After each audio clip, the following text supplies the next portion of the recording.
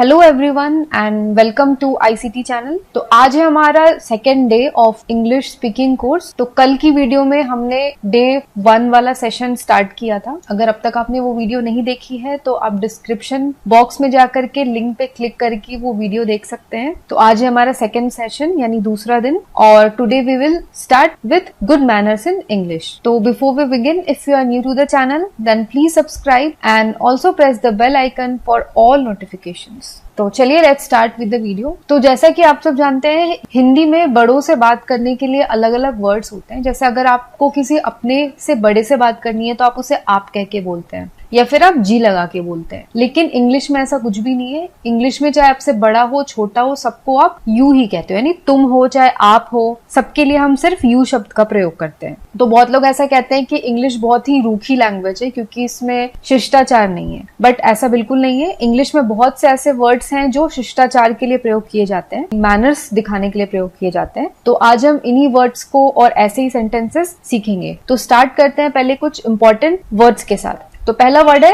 Please. जब आप किसी को रिक्वेस्ट करते हैं तो हम बोलते हैं प्लीज। नेक्स्ट है थैंक्स। जब आप किसी को आभार व्यक्त करते हैं तो हम कहते हैं थैंक्स या thank you. Next is welcome. जब आप किसी को खुशी से बोलते हैं कि हाँ आप दोबारा आए या आप दोबारा पधारे या दोबारा आप ऐसा करें तो हम उसे बोलते हैं वेलकम, यानी आप दोबारा ये चीज करने के लिए बिल्कुल वेलकम है। फिर है काइंडली। काइंडली यानी कृपया। फिर है अलाउ मी, यानी मुझे अनुमति प्रदान करें। फिर है नेक्स्ट वर्ड आफ्टर यू, यानी आपके बाद। फिर है हमारा सॉरी। सॉरी बहुत कॉमन वर्ड है कि अगर जब भी गलती होती है तो हम कहते हैं सॉरी, मुझे माफ करना। फिर नेक्स्ट वर्ड है हमारा एक्सक्यूज मी। तो अगर आपको किसी से कुछ कहना है तो आप कहते हैं एक्सक्यूज मी। पार्डन यानी क्षमा करें। फिर है दैट इज ऑल राइट, यानी कोई बात नहीं। अगला वर्ड है इट्स माई प्लेजर, यानी मुझे खुशी हुई। तो ये सारे वर्ड्स हैं जो हमें इंग्लिश में शिष्टाचार के लिए हम यूज करते हैं, अच्छे मैनर्स दिखाने के लिए यूज करते हैं। तो यहाँ पे हमने ये वर्ड्स तो देख लिए, अब हम ये जानेंगे कि हमें इन वर्ड्स को यूज कैसे करना है और यूज कहाँ पे करना है। तो यहाँ पे कुछ सेंटेंसेस दिए हुए हिंदी में, एक बार हम ये रीड करेंगे। पहला है जरा अपना पेन देना, एक गिलास पानी, क्या वजह है, हाँ पी लूंगा। ये कुछ ऐसे वाक्य हैं। अगर आपको किसी से पेन मांगना है, फॉर एग्जाम्पल ये जो पहला वाक्य है जरा अपना पेन देना, तो आप उसको इंग्लिश में कैसे कहेंगे? तो हर एक वाक्य को कहने के अलग अलग तरीके होते हैं। तो आप इंग्लिश में उसको कैसे कहते हैं उस पर डिपेंड करता है कि आप कितने पोलाइट हैं। तो अगर आपको पेन मांगना है तो कुछ लोग कहेंगे गिव मी योर पेन। तो गिव मी योर पेन आपके हिसाब से अगर ग्रामेटिकली देखें तो ये बिल्कुल ही करेक्ट सेंटेंस है, इसमें कुछ भी इनकरेक्ट नहीं है, कोई भी गलती नहीं है। बट हम अगर किसी से पेन मांग रहे हैं तो हम उससे बोलते हैं कि कृपया मुझे एक पेन देना। हम किसी को ऑर्डर नहीं दे रहे हैं कि तुम मुझे पेन दो, हम उससे मांग रहे हैं कि तुम मुझे पेन दो। तो हमें क्या करना है, हमें पोलाइट रहना है। तो ये पोलाइटनेस दिखाने के लिए हम कैसे बोलेंगे, may I have your pen please. तो जब हमने गिव मी योर पेन की जगह may I have your pen please कहा तो यहाँ पे वाक्य का जो टोन है वो बिल्कुल ही चेंज हो गया। गिव मी योर पेन जो कि बहुत रूड लग रहा था या ऐसा लग रहा था कि हम किसी को ऑर्डर दे रहे हैं, जब हमने कहा may I have your pen please तो ये ऐसा लगता है कि बहुत हम पोलाइट वे में, बहुत ही सॉफ्ट वे में हम किसी से पेन मांग रहे हैं। तो आपने यहाँ पे देखा कि किसी भी वाक्य को कहने का या किसी से कुछ भी मांगने का, रिक्वेस्ट करने के अलग अलग तरीके होते हैं इंग्लिश में, पर ये डिपेंड करता है कि हम उसको किस तरीके से प्रेजेंट करते हैं। अब नेक्स्ट है एक गिलास पानी। अब आप किसी से पानी मांगते हो तो आप कह सकते हैं give me a glass of water, but ये भी काफी अभद्र लगेगा सुनने में। तो हम क्या कहते हैं अ ग्लास ऑफ वाटर प्लीज। तो हमें गुड मैनर्स बेसिकली क्या होते हैं कि हमें ऐसे वे में प्रेजेंट करना है अपने सेंटेंस को कि वो बिल्कुल भी इम्पोलाइट ना लगे, वो बिल्कुल भी रूड ना लगे। तो अब नेक्स्ट आपको किसी से पूछना है कि क्या टाइम हो रहा है या कितना बजा है, तो आप कहोगे टाइम प्लीज और हाँ पी लूंगा यानी यस प्लीज। और इसके साथ ही आप ऐसे भी कह सकते हैं may I borrow your pen please. May I have your pen की जगह may I borrow your pen please, या फिर give me a glass of water please, what is the time please. तो किसी भी सेंटेंस को कहने के बहुत सारे तरीके होते हैं जैसा मैंने आपको बताया। अब बात करते हैं, मान लो आपने किसी से कुछ पूछा, फॉर एग्जाम्पल आपने किसी से टाइम पूछा कि कितना टाइम हो रहा है, कितना बज रहा है, और किसी ने आपको टाइम बता दिया। तो कभी भी आप किसी से कुछ पूछते हैं और आपको वो जवाब मिलता है या कोई सामने वाला व्यक्ति आपके लिए कुछ काम करता है तो हमेशा आप उसे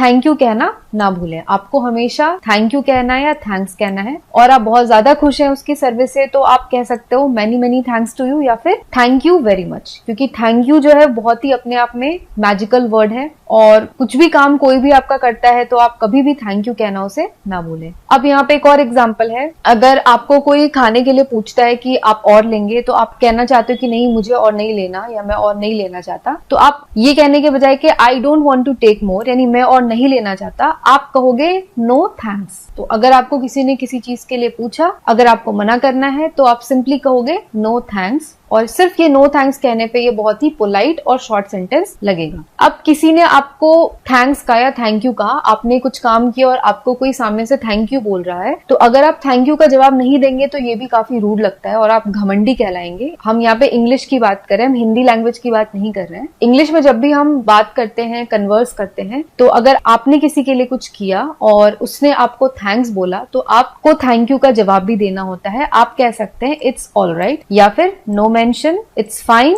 माई प्लेजर, या वेलकम और यूर वेलकम। तो ये सारे वर्ड्स हैं जो आप थैंक यू के बाद इस्तेमाल कर सकते हैं। नेक्स्ट है, यदि कोई आपसे कोई वस्तु मांगे और वह आप देना चाहते हैं तो हिंदी में आप कहेंगे ले लीजिए, पर अंग्रेजी में यदि आपने कहा टेक इट तो अंग्रेजी में इसे शिष्टाचार नहीं माना जाएगा। तो अगर आपसे कोई कुछ पूछता है कि क्या मैं तुम्हारा पेन ले लूं, तो आप हिंदी में आप सिंपली कहते हैं ले लीजिए। तो वैसे अगर आपसे कोई पूछता है इंग्लिश में कि मे आई टेक योर पेन और आप उसे कहते हैं टेक इट, तो ये बिल्कुल ही शिष्टाचार नहीं माना जाता इंग्लिश में, ये बहुत ही रूड लगता है। आपको इंग्लिश में कहना होता है येस यू आर वेलकम या फिर विथ ग्रेट प्लेजर। तो यहाँ आपने नोटिस कर रहे होंगे कि हिंदी में जवाब देने का तरीका और इंग्लिश लैंग्वेज में जब हम जवाब देते हैं तो उसका तरीका बिल्कुल ही डिफरेंट होता है, क्योंकि इंग्लिश लैंग्वेज में हमें पोलाइट होकर के जवाब देना होता है और उसके लिए कुछ वर्ड्स ऐसे होते हैं जो हमें पोलाइट दिखने में मदद करते हैं। नेक्स्ट है, यदि आप किसी से कोई छोटी सी सेवा या सहायता करना चाहें तो उसे कहने का अंग्रेजी में एक नया अपना तरीका है। उदाहरण के लिए, आप किसी महिला की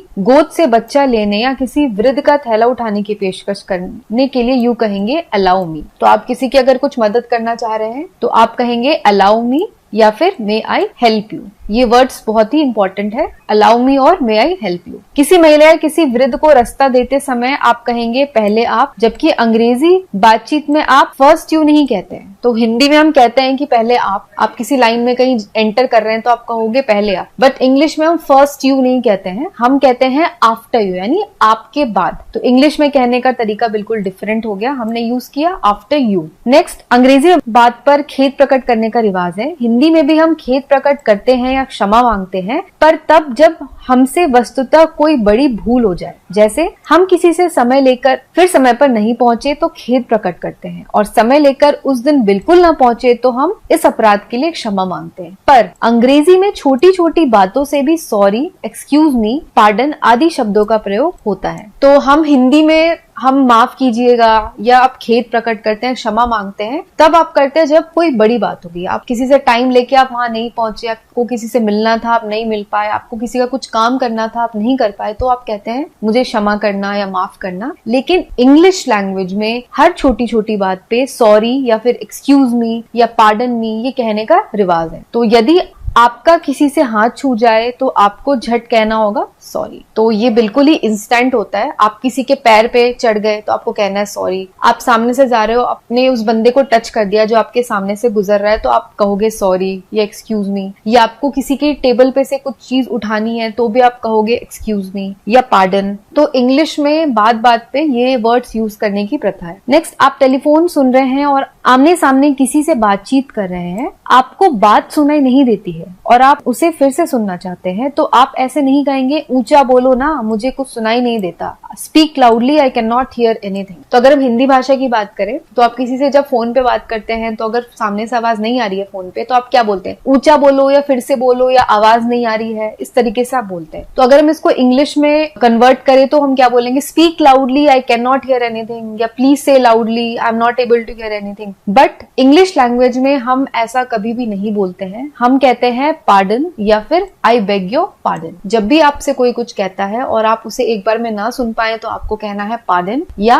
आई बेग योर पार्डन। ये नहीं कहना है कि प्लीज रिपीट इट या क्या बोला या व्हाट डिड यू से, ये सब चीजें नहीं बोल रही, हमें सिर्फ बोलना है पार्डन। नेक्स्ट है, कोई कमरे में बैठा है, आप उसके मकान पर उससे मिलने गए हैं, तो बिना सूचना दिए या आज्ञा लिए आपको अंदर दाखिल नहीं होना चाहिए, बल्कि अंग्रेजी में आप इस आशय का वाक्य कहेंगे, मे आई कम इन प्लीज, और वह पलटकर कहेगा यस प्लीज कम इन। या फिर विथ ग्रेट प्लेजर या फिर ऑफ कोर्स। तो जब भी आप किसी के मकान में दाखिल होते हैं या किसी के रूम में दाखिल होते हैं तो आपको कहना है may I come in please. तो फिर जब आपको रिटर्न में कहेगा कि यस प्लीज कम इन या यस विद ग्रेट प्लेजर या ऑफ कोर्स कम इन, तो ही आप एंटर करोगे। आपको बेधड़क रूम में या किसी के घर में ऐसे ही नहीं घुसना है। यही होती है औपचारिकता जो कि इंग्लिश लैंग्वेज में यूज होती है। अब यहाँ पे शिष्टाचार के कुछ वाक्य दिए गए हैं, सम पोलाइट फ्रेजेस। तो ये ऐसे वाक्य हैं जो हम हिंदी में यूज करते हैं, तो हम इंग्लिश में से कैसे कहेंगे ये यहाँ पे दिए गए हैं। आप चाहो तो इसका स्क्रीनशॉट ले सकते हो, क्योंकि ये ऐसे वाक्य हैं जो आपको डेली यूज पे, डेली बेसिस पे आपको काम आएंगे, क्योंकि ये जो भी फ्रेजेस है ये आप हमेशा यूज करते हो, मतलब आम बोलचाल में आप यूज करते हो। तो अगर आप ये फ्रेजेस आप ध्यान में रखेंगे तो आपको इंग्लिश में कन्वर्स करने में काफी हेल्प मिलेगी।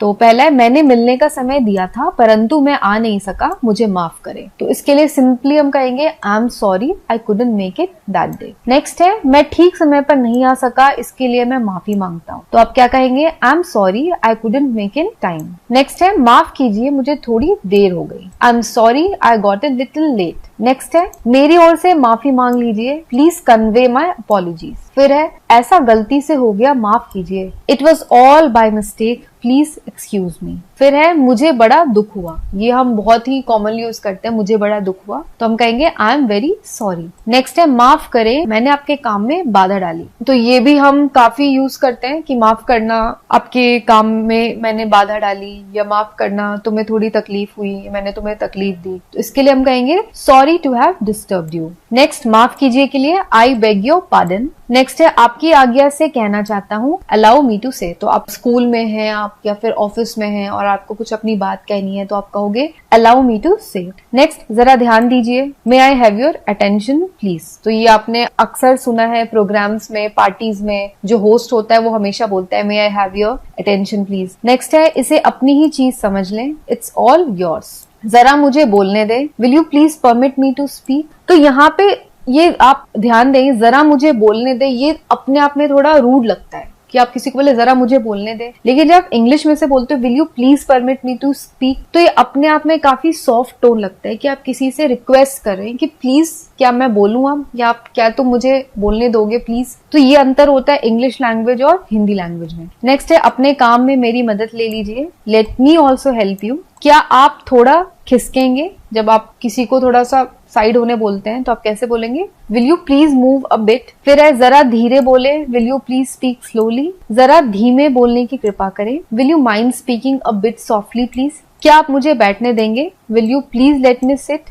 क्या मैं आपका थोड़ा सा समय ले सकता हूँ, could you spare a few moments for me. जैसे आपकी मर्जी, एज यू प्लीज। आराम से बैठिए, प्लीज मेक योरसेल्फ कंफर्टेबल। तो फ्रेंड्स, ये सारे ऐसे सेंटेंसेस हैं जो हम कहीं ना कहीं हमेशा यूज करते हैं। तो अगर आप इसकी इंग्लिश में आपको कैसे कन्वर्स करना है, आप ये सब अगर ध्यान देंगे तो आपको काफी हेल्प मिलेगी। नेक्स्ट है, कष्ट के लिए क्षमा करें, सॉरी फॉर द इनकन्वीनियंस। आपकी बड़ी कृपा है, that's so kind of you या that's very kind of you. लीजिए यानी प्लीज हेल्प योरसेल्फ। यहाँ पे लीजिए का मतलब, फॉर एग्जाम्पल अगर आपने किसी को इन्वाइट किया खाने पे और आप उसको कह रहे हैं कि ले लो खाना या लीजिए आप खाना, तो आप उसको बोलेंगे प्लीज हेल्प योरसेल्फ। नेक्स्ट, आपसे मिलकर खुशी हुई, ग्लैड टू मीट यू। आपकी अच्छी सलाह के लिए धन्यवाद, थैंक्स फॉर योर काइंड और वैल्यूएबल एडवाइस। मैं पूरी कोशिश करूंगा या करूंगी, I will try my level best. आशा है आप मजे में हैं, hope you are enjoying yourself और योरसेल्फ। तो ये सारे सेंटेंसेस हैं, आप इसे हमेशा ध्यान में रखें। अगर आप ये सेंटेंसेस यूज करेंगे तो कभी भी आपको कोई ये नहीं बोलेगा कि आप बहुत रूड है। नेक्स्ट, तो अब यहाँ पे